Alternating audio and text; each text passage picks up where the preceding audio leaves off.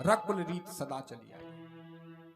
महाराज दशरथ जी ने अपने वंश की बात बतलाई, कहे रानी हमारा जो रघुवंश है ना, हमारा जो वंश है, उसकी ये सदा से ये रीति है, रिवाज है।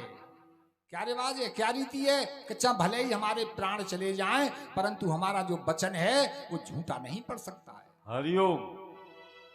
और इतने पर भी हिरानी मेरे मुंह से राम जी की सौगंध भी निकल गई है। और राम जी तो मेरे सारे पुण्यों की सीमा है, उनकी मैं सौगंध उठा चुका हूं। जो तुझे अच्छा लगे मांग। शंकर भगवान कहते हैं कि हे भवानी, जब रानी ने देख लिया कि राजा ने जो है विश्वास के साथ ये बात कही है, अपने वंश की बढ़ाई करते हुए ये बात कही है, तब रानी ने अपने मन की बात को राजा के सामने रख दिया और कहने लगी रानी कि हे नाथ, हे प्राणनाथ, यदि आप मुझे दोनों वरदानों को देना चाहते हो तो सुनिए।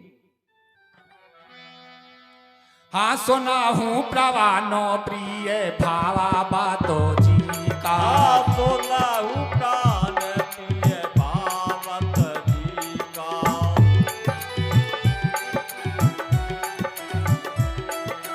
देहो एक बारो भारता ही टीका, देहो एक बार भारत है टीका।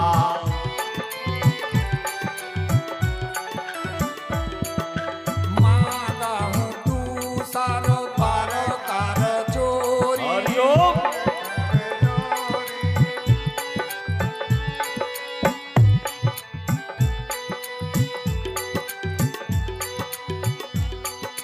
परो बाहु नाथ सकल तो मोरी, मंगल भवनो मंगल हारी। ओ मंगल भवन मंगल हारी।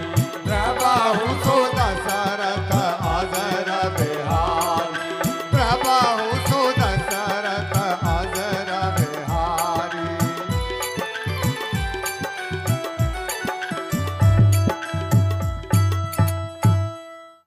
अपने मन की बात को रानी ने राजा के सामने कह दिया। हे प्राणनाथ, जो मेरे मन की बात है उसे सुनिए। राजा कहने लगे कि मांगो। तो उसने बात रख दी कि देव एक बार भरते टीका। महाराज, मैं अपने पहले वरदान में तो अपने पुत्र भरत को राज्य मांगती हूं। हरिओम। राजा को कोई परेशानी नहीं हुई, राजा को जरा भी परेशानी नहीं हुई इस बात से, क्योंकि राजा के मन में राम और भरत में कोई फर्क नहीं है, इसलिए राजा को कोई परेशानी नहीं। राजा कहने लगे कि दूसरा भी मांगो। तो रानी कह रही है कि मांगो दूसरा बरकर जोरी। हे नाथ, ये जो दूसरा वरदान मांग रही हूं, ये तो मैं तुमसे हाथ जोड़ करके मांग रही, ये तो तुम्हें अवश्य देना होगा। मेरी इस अभिलाषा को पूर्ण करो। राजा कहने लगे तो मांगो दूसरे वरदान में, क्या मांगती हो? तो इसे के कही ने राजा से दूसरा वरदान मांगा कि हे महाराज, दूसरा वरदान मेरा ये है, हाँ तापस बेसो बेशेष उदासी। तापस बेश विशेष उदासी।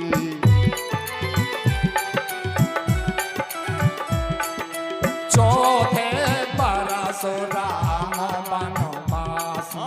चौदह बरस राम वनवासी।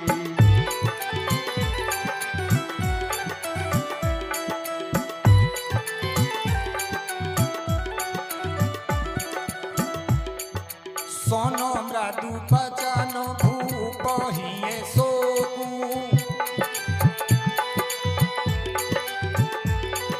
सासी कर छुआ तो बिकल जे मोकू। मंगल भवन मंगल हारी। मंगल भवन मंगल हारी। प्रभु सो दशरथ अजर बिहारी। प्रभु सो दशरथ अजर बिहारी। दूसरे वरदान में कहा रानी ने कि महाराज, मेरा जो दूसरा वरदान है वो क्या है कि तापस बेस, माने तपस्वियों का सा तो बेस हो, और 14 बरस तक राम उदासी। उदासी कहते हैं सन्यासी के लिए, कि सन्यासी के बाने में और 14 बरस तक राम वन में बसे, वन में रहे। शंकर भगवान कहते हैं कि हे भवानी, रानी के ऐसे कोमल वचनों को सुनकर के राजा के हृदय में शोक पड़ गया। ऐसी दशा हो गई राजा की कि जैसे चंद्रमा की किरणों को स्पर्श पाते ही चकवा व्याकुल हो जाता है। हरिओम।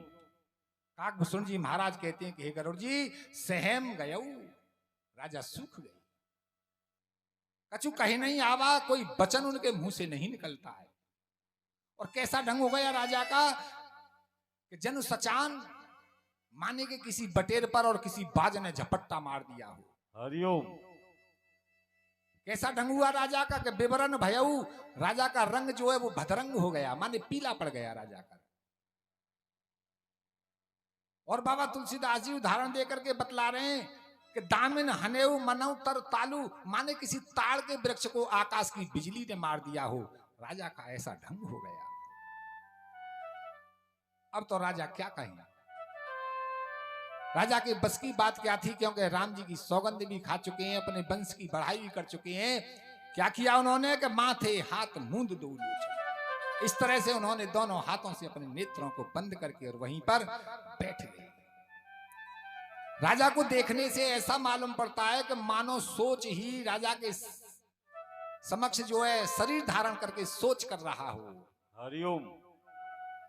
और राजा अपने मन में विचार कर रहे हैं बैठे बैठे आंखों को बंद करके कि हे परमात्मा,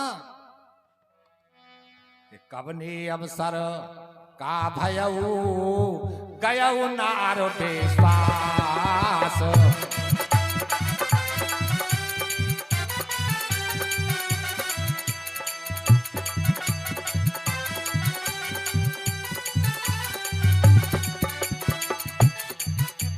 जोग सेद फल समय जिमो जति अबेद्या नास, सियावर राम जय जय राम, अवध पथ राम जय जय राम, सियावत राम जय जय राम, अवध पथ राम जय जय राम। मंगल भवन मंगल हारी, जय जय सीताराम हरि।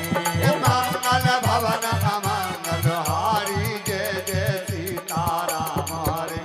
प्रभु सो दशरथ अजर बिहारी, जय जय राधे श्याम हरे। प्रभु सो दशरथ अजर बिहारी, जय जय राधे श्याम हरे।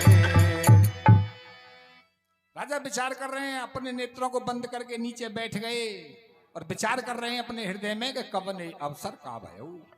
अरे बड़ी खुशी का मौका था, मैं राम जी को कल युवराज पद देना चाहता था, पूरे नगर में जो है खुशी हो रही है, और ऐसे अवसर पर ये क्या हो गया।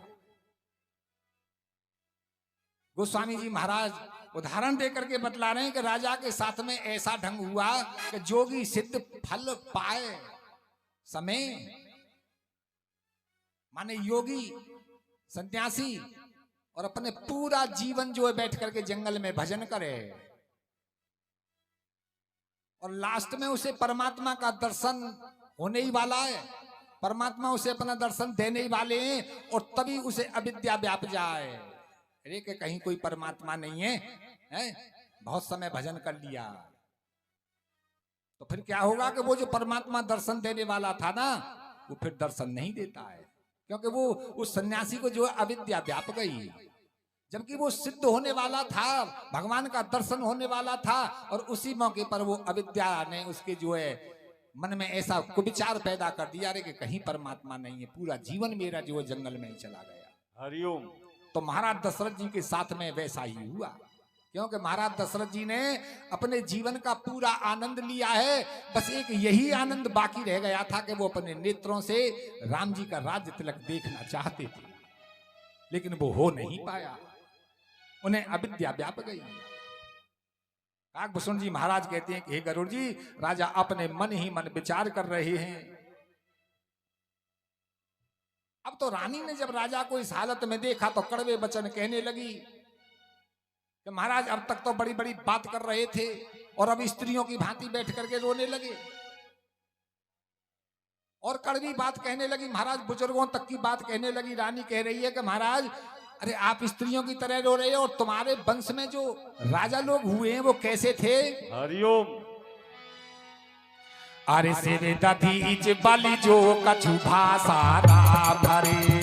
दधीच बल जो कछु भाषा राम हरि। तन धन तजेउ बचन पन राखा राम हरे।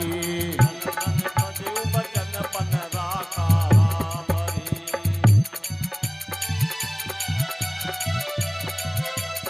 अति कटु बचन कहत के राम हरे।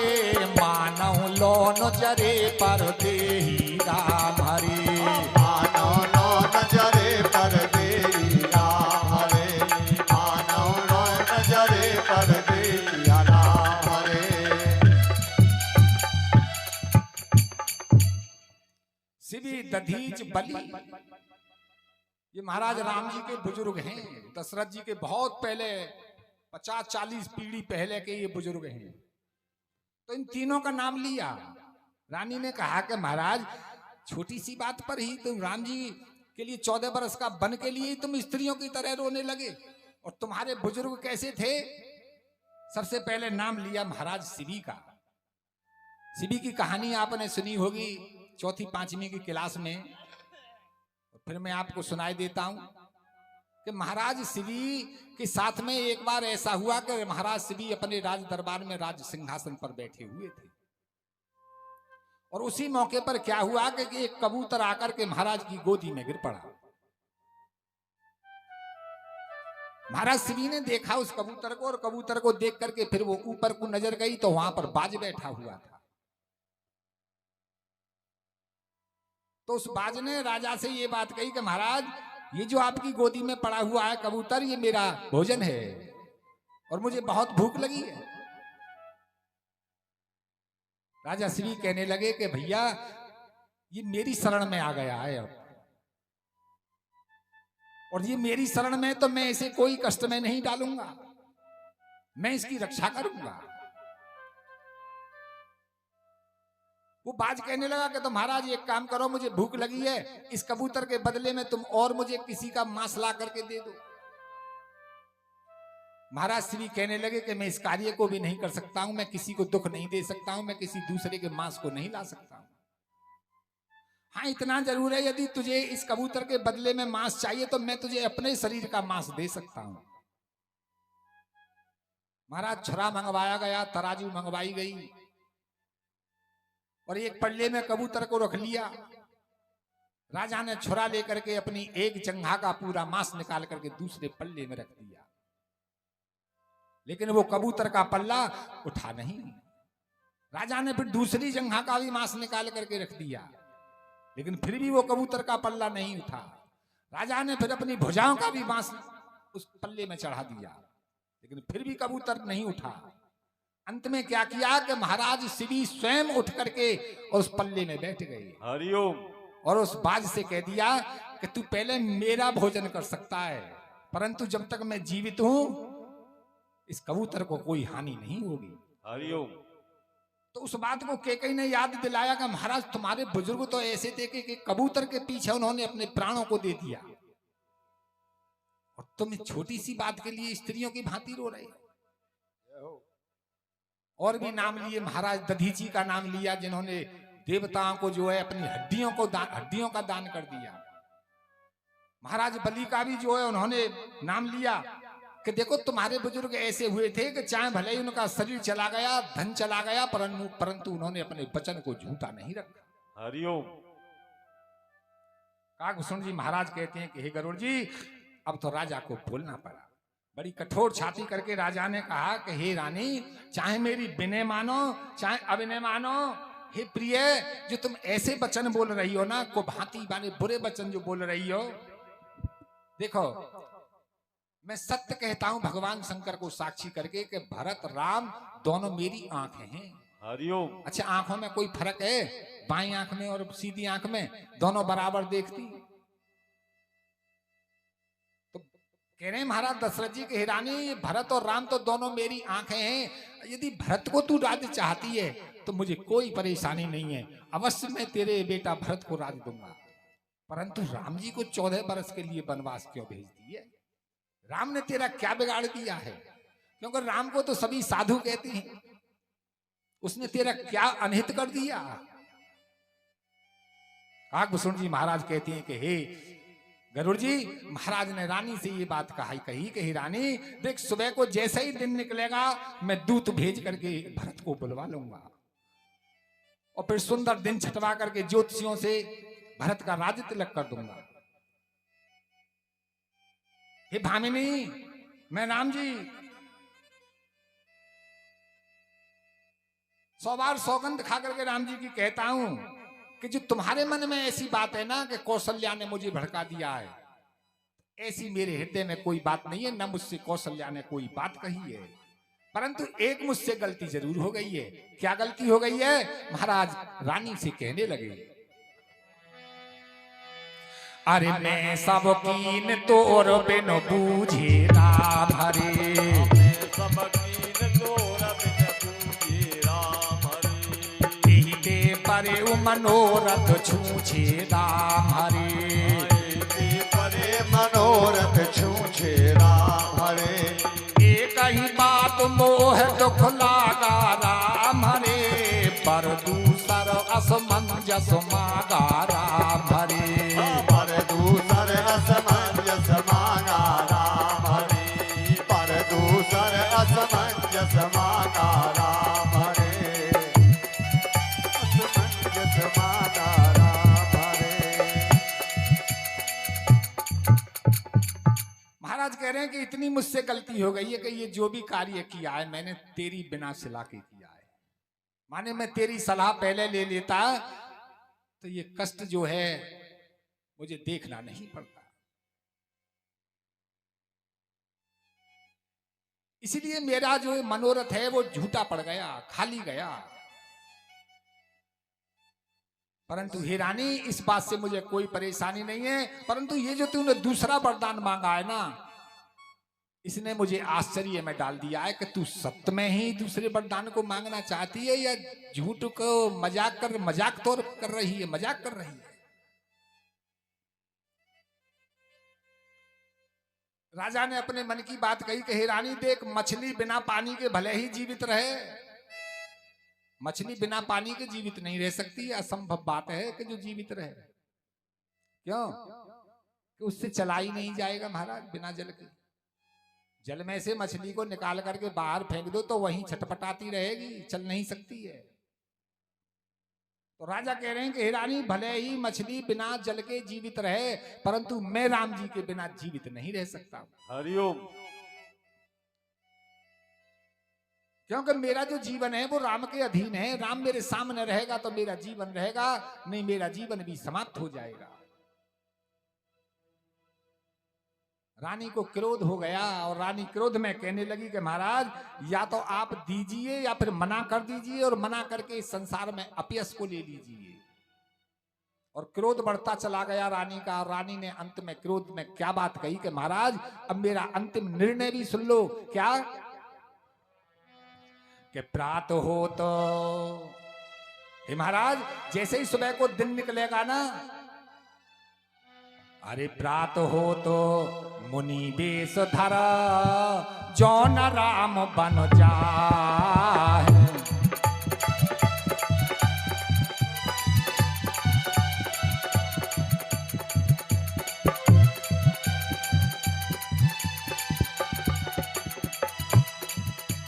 मोर मरण राउर अजस नप समझिए मन माहे सियावर राम जय जय राम अवध पत राम जय जय राम सियावर राम जय जय राम अवध पत राम जय जय राम।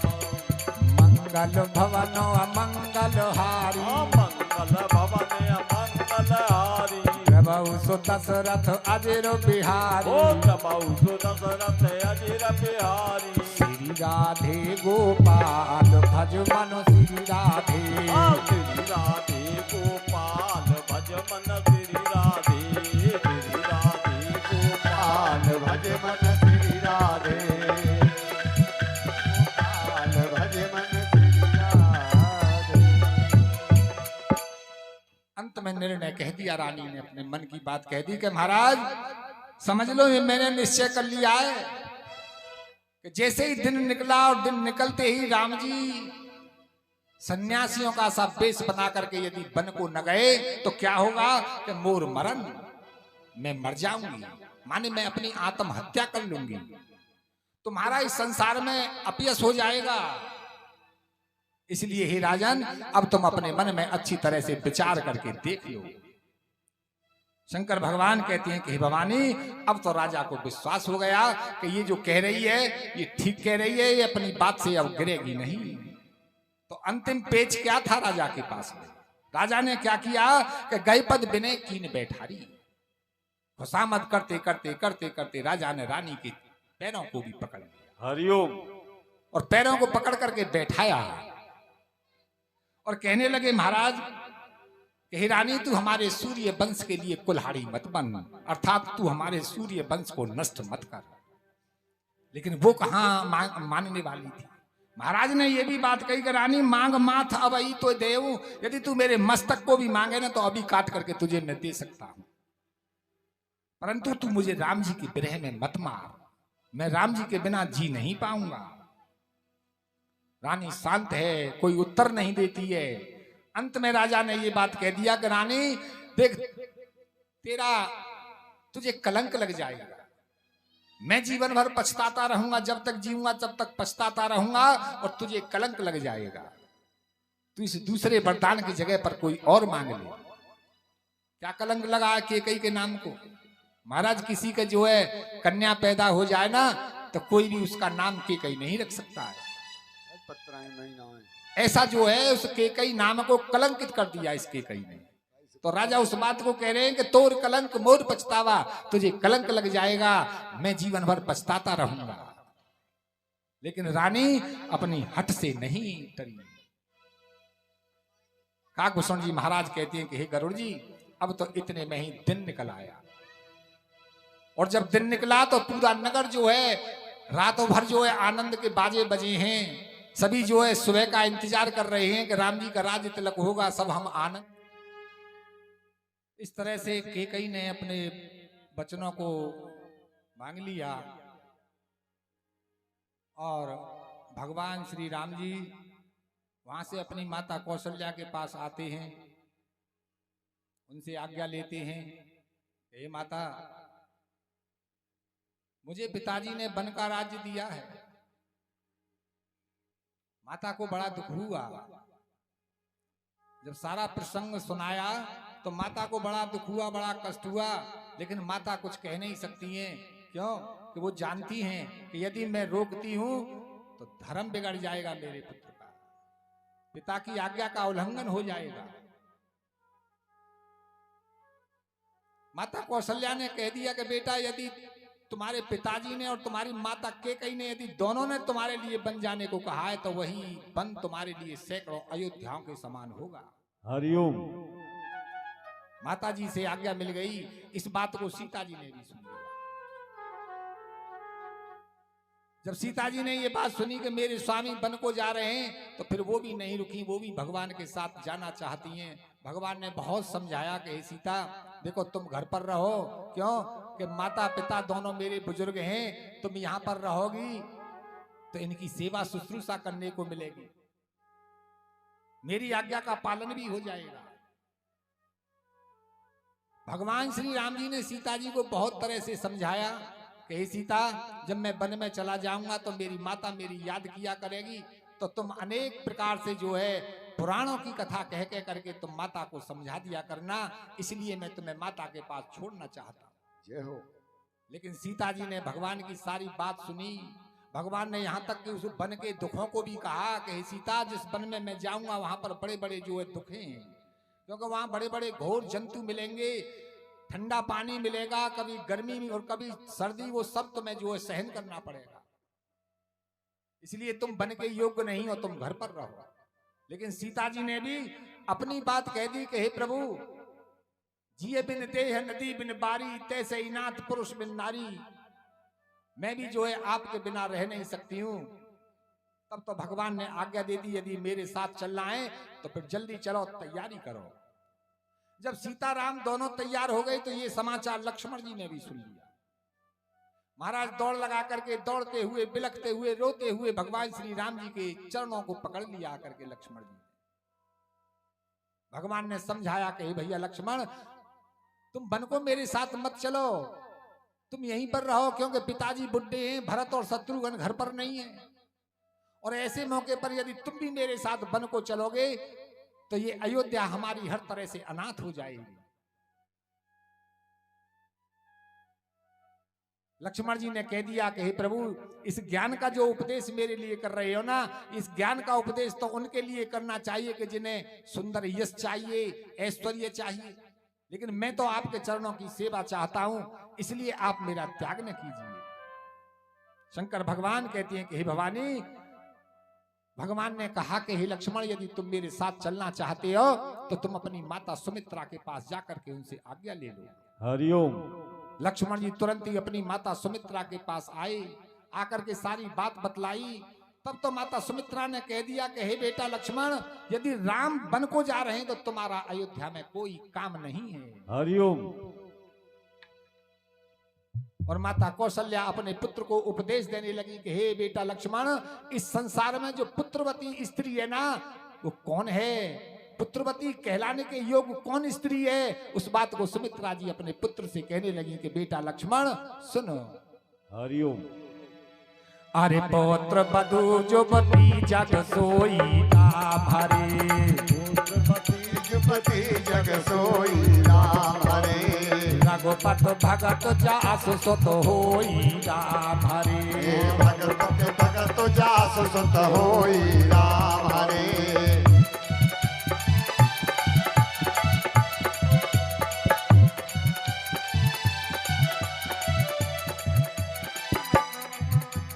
न तरु पांच भली बात बयानी राम हरे, बात है तो ते तो जानी राम हरे, न तोर बांझ भले बात बयानी राम हरे, राम विमुख सुत हित जानी राम हरे, राम विमुख सुत हित जानी राम हरे।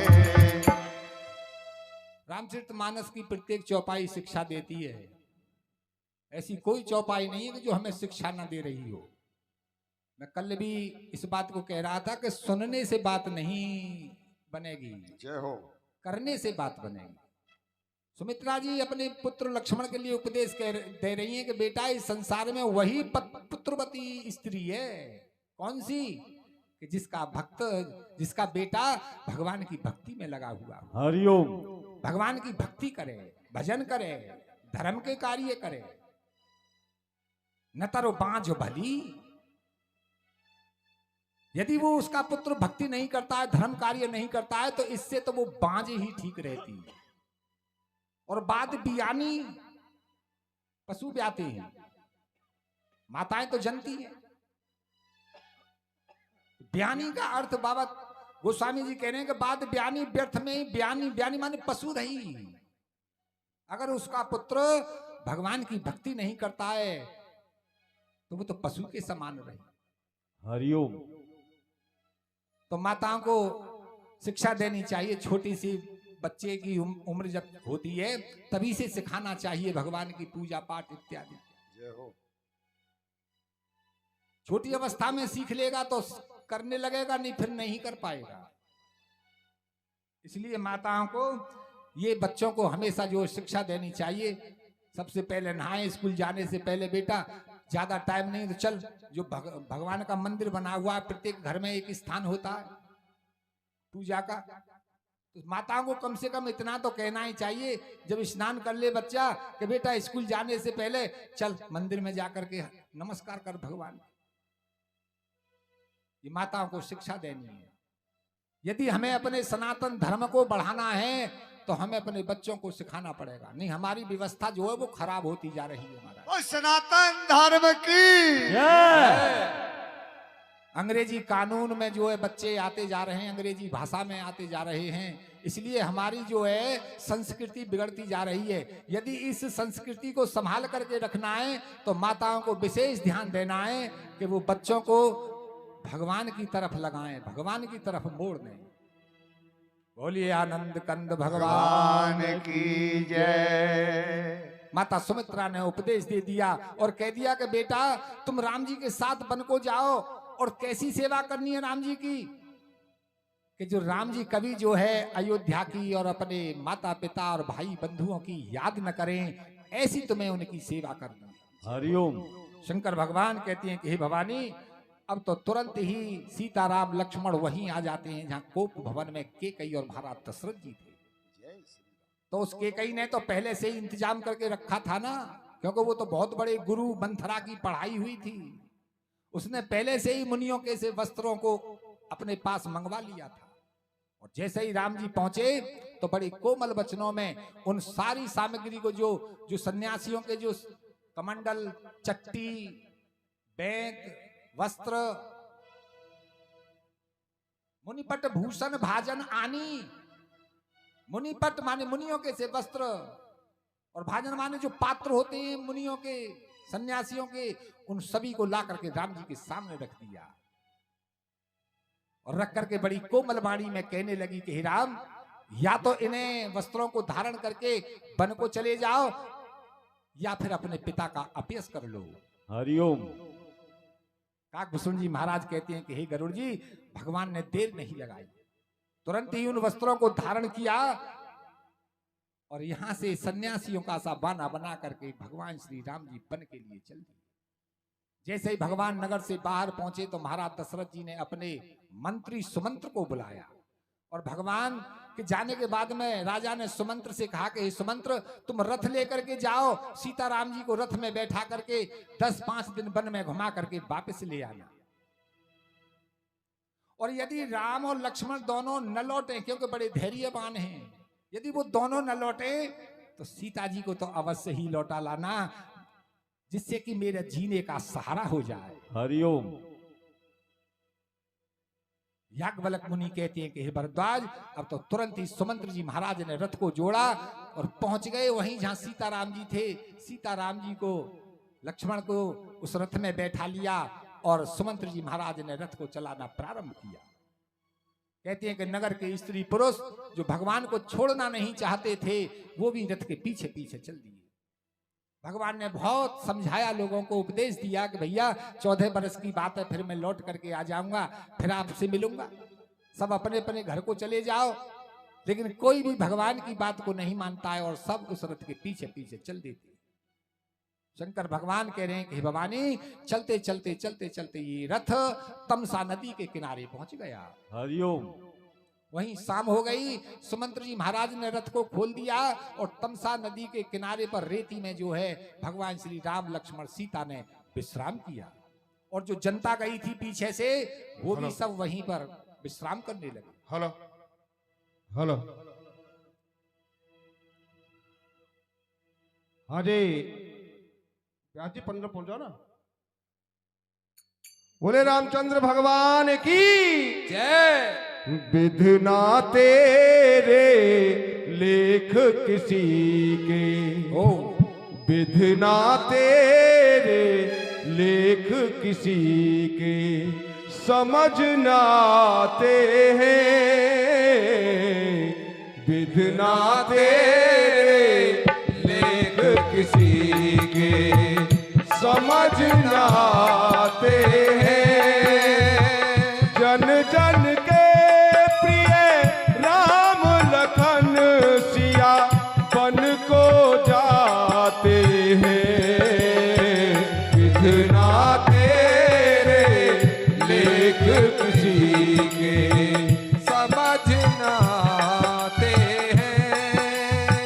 जन जन के प्रिय राम लखन, हाँ, जन जन के प्रिय राम लखन बन को जाते हैं। विधना तेरे लेख किसी के, समझ न आते हैं। पुत्र पिता से, पिता पुत्र से, पुत्र पिता से, पिता पुत्र से मिल नहीं पाते हैं।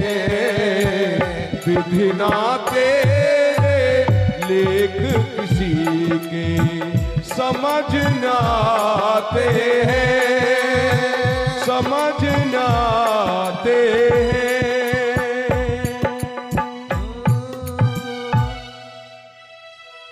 लगा जी, दिखा सुर दिखा देना जल्दी। वनवास जा रहे हैं रघुवंश के दुलारे, वनवास जा रहे हैं रघुवंश के दुलारे, वनवास जा रहे हैं रघुवंश के दुलारे।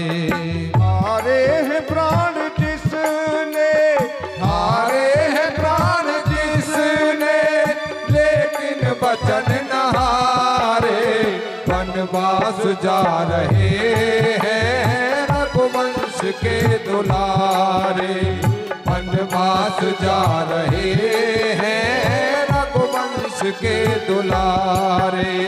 हारे हैं प्राण जिसने, हारे हैं प्राण जिसने, लेकिन वचन न हारे, वनवास जा रहे हैं रघुवंश के दुलारे, वनवास जा रहे हैं रघुवंश के दुलारे। जा रहे हैं रघुवंश के दुलारे।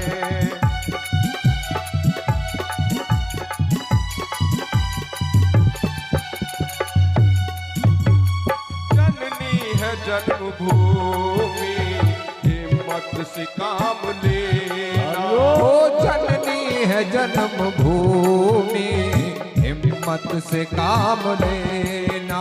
ओ जननी है जन्मभूमि, हिम्मत से काम लेना। जननी है जन्मभूमि, हिम्मत से काम लेना। 14 बरस है गम के, इस दिल को थाम लेना। 14 बरस है गम के, इस दिल को थाम लेना।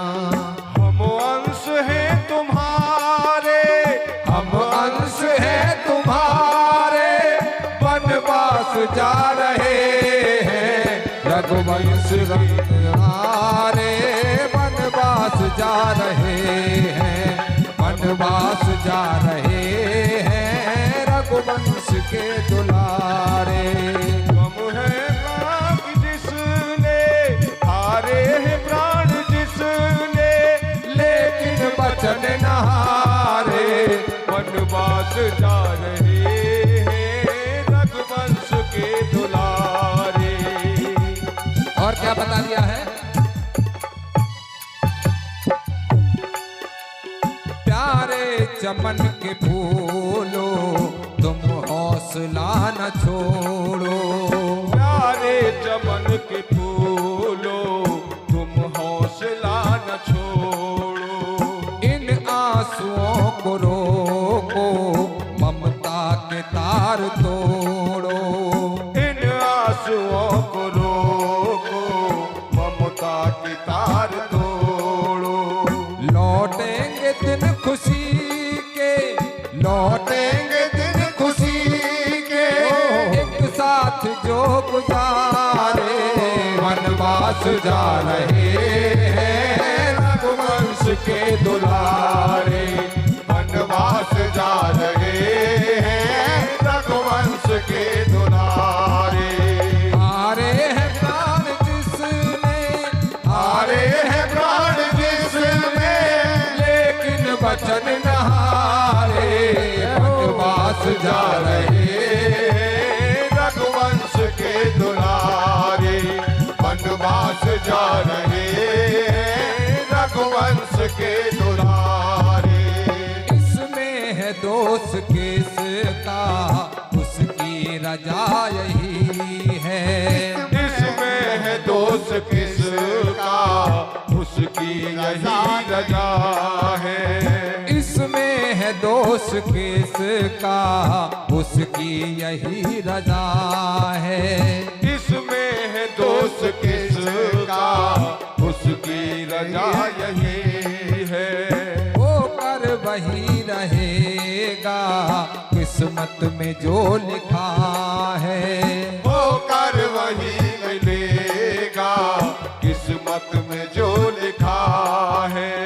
कब पथिक ये कारी है, कब पथिक ये कारी है, होनी किसी के डारे बनवास जा रहे हैं रघुवंश के दुलारे।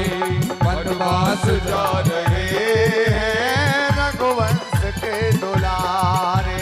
हारे हैं प्राण जिसने, हारे हैं प्राण जिसने, लेकिन वचन न हारे।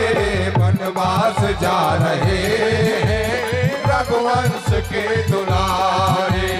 बनवास जा रहे हैं रघुवंश के दुलारे। बनवास जा रहे हैं रघुवंश के दुलारे। बनवास जा रहे हैं रघुवंश के दुलारे। बनवास जा रहे हैं रघुवंश के दुलारे। बनवास जा रहे हैं रघुवंश के दुलारे। बनवास जा रहे हैं रघुवंश के दुलारे। बोलिए राघवेंद्र भगवान की जय।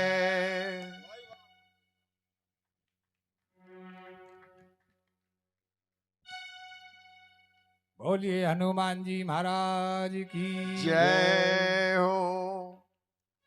इस तरह से भगवान श्री राम जी उस तमसा नदी के किनारे पर रात्रि में विश्राम करने लगे।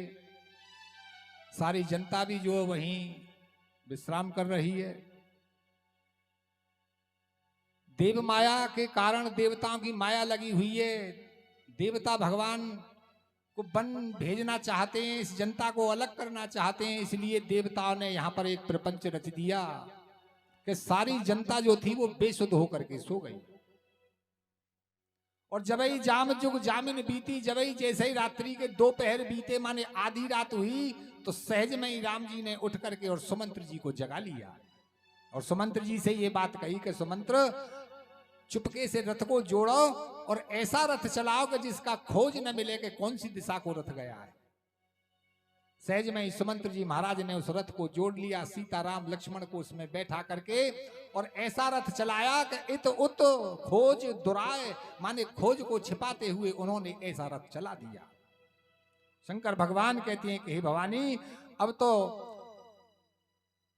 अगले दिन चलते चलते चलते चलते ये रथ गंगा के किनारे पहुंचा।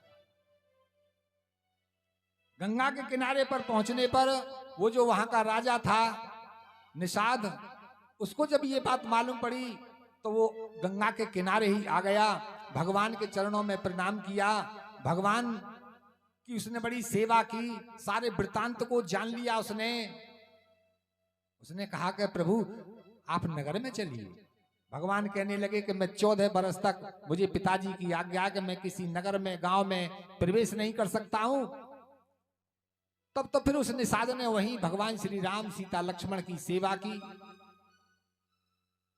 और सुबह को जैसे ही दिन निकला तो भगवान ने अपनी जटाओं को बनाया,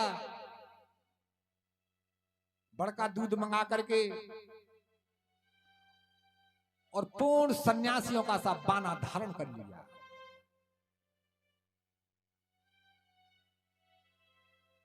जो महाराज दशरथ जी के मंत्री थे ना, सुमंत्र जी महाराज, उन्होंने राम जी को फिर बहुत समझाया कि हे राम जी, तुम्हारे पिताजी का मेरे लिए ऐसा आदेश है कि 10-5 दिन वन में घुमाकर गंगा स्नान करा करके तुम्हें लौटा करके नगर को ले जाऊं। राम जी ने सुमंत्र जी को समझाया कि हे सुमंत्र जी, आप मेरे पिता के समान हैं, यदि मैं ऐसा करता हूं तो मेरे पिताजी का अपयश हो जाएगा, और आप तो बड़े समझदार हैं। लक्ष्मण जी से भी कहा सुमंत्र जी ने, लेकिन लक्ष्मण जी ने भी उचित उत्तर दे दिया। सीता जी को भी बहुत समझाया सुमंत्र जी महाराज ने, सीता जी ने भी उचित उत्तर दे दिए। और शंकर भगवान कह रहे हैं कि हे भवानी, इस तरह से फिर राम जी ने सुमंत्र जी महाराज को लौटा दिया। बरबस राम सुमंत्र पठाए, जबरदस्ती सुमंत्र छोड़ना तो नहीं चाहते थे सीताराम जी को, लेकिन बरबस माने जबरदस्ती राम जी ने जो है उनको लौटा दिया। कहे सुमंत्र जी अब तुम अयोध्या को लौट जाओ और हमारे पिताजी की हर तरह से तुम्हें सेवा शुश्रूषा करनी है। ऐसा कहकर के सुमंत्र जी महाराज को यहां से लौटा दिया। याज्ञवल्क्य मुनि कहते हैं कि भरद्वाज अब यहां से सीताराम लक्ष्मण कुछ आगे को चले, जहां गंगा का बिल्कुल किनारा था, भगवान को नाव की आवश्यकता पड़ी तो बहुत सी नाव थी वहां पर, लेकिन भगवान ने आवाज लगाई। भोलेनाथ कहते हैं कि हे भवानी, हाँ मांगी नावो ना के बाटो आना,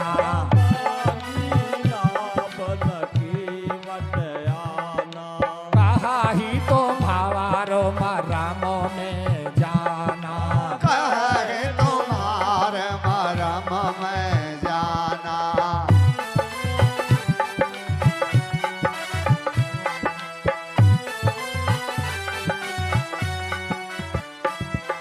चरणों का मालो राज काहू साबो कहाही, हरिओम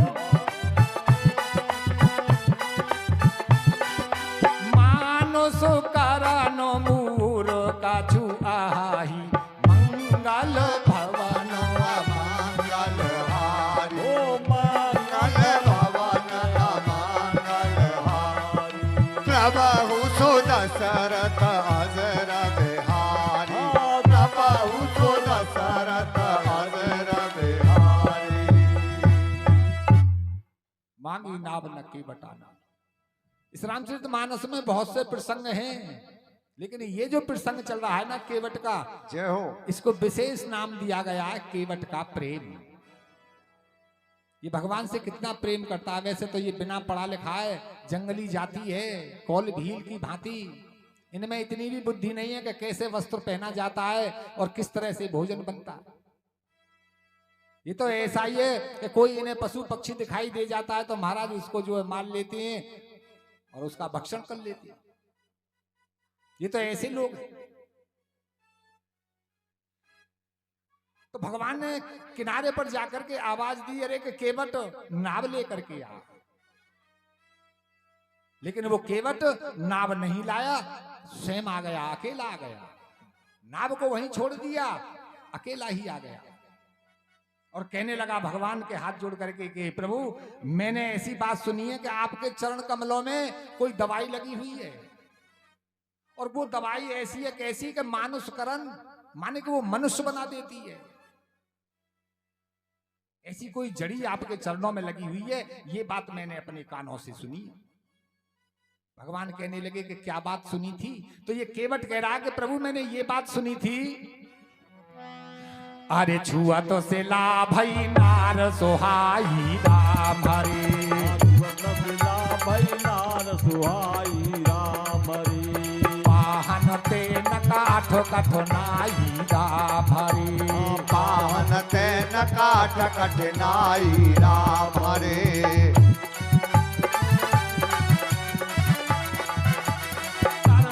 मुनि घरनी हो जाई राम रे, बात परई मोरे नाव ओढ़ाई राम हरे, पाट पड़े मोरी नाव उड़ाई राम हरे, पाट पड़े मेरी नाव उड़ाई सिया राम हरे।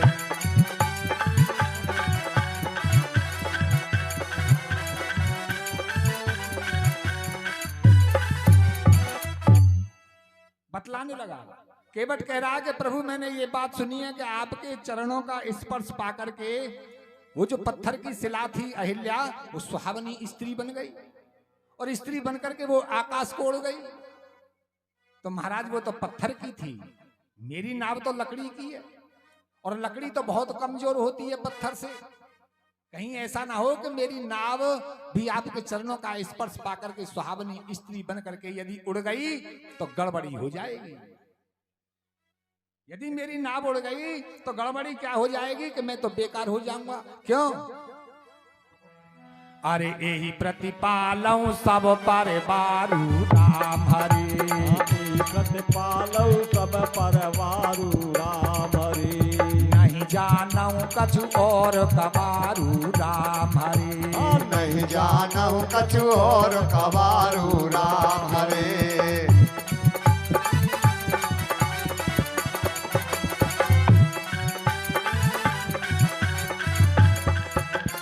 जो प्रभु पार अबस का चहु राम हरे।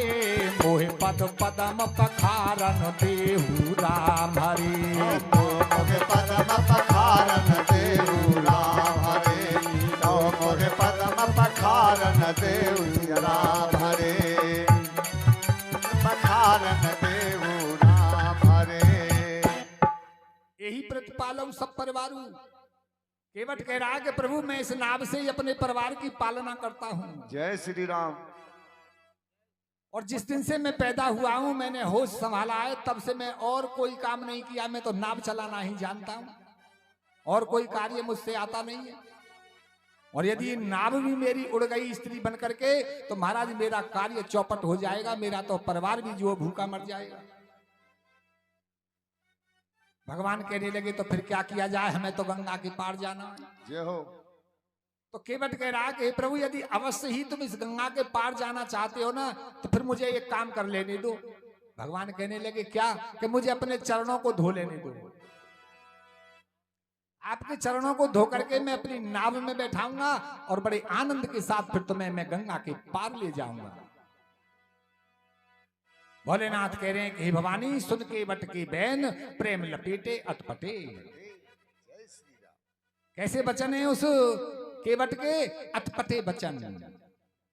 तब तो भगवान श्री राम जी थोड़े मुस्कुराए, लक्ष्मण जी की तरफ देखा, सीता जी की तरफ देखा और कृपा करते हुए उस केवट पर भगवान श्री राम जी कहने लगे कि हे केवट,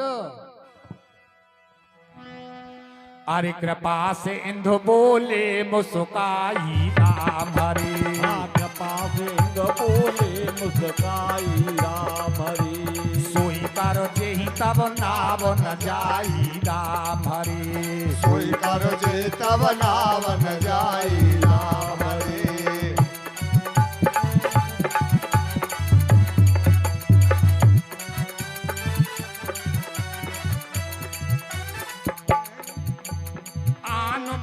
जल पाए पखारू राम हरे।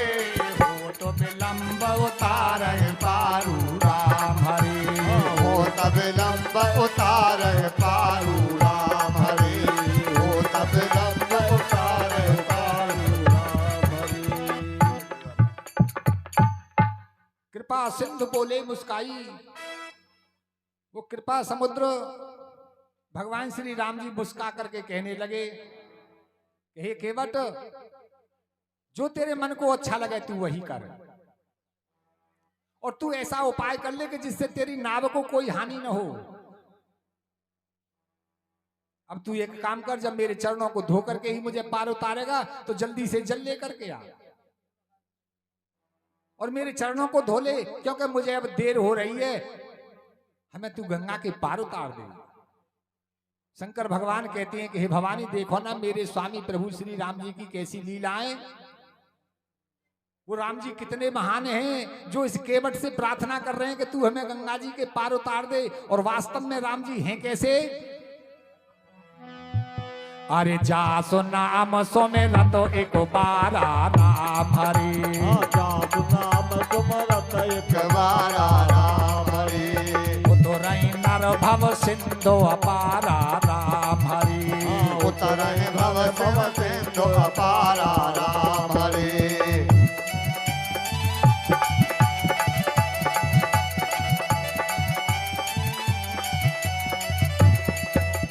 सोई कृपालु के बटन हो राम हरे। जेहि जग किए त्यों पगउत थोरा राम हरे। सोई कृपालु के बटन हो राम हरे। जेहि जग किए त्यों पगउत थोरा राम हरे।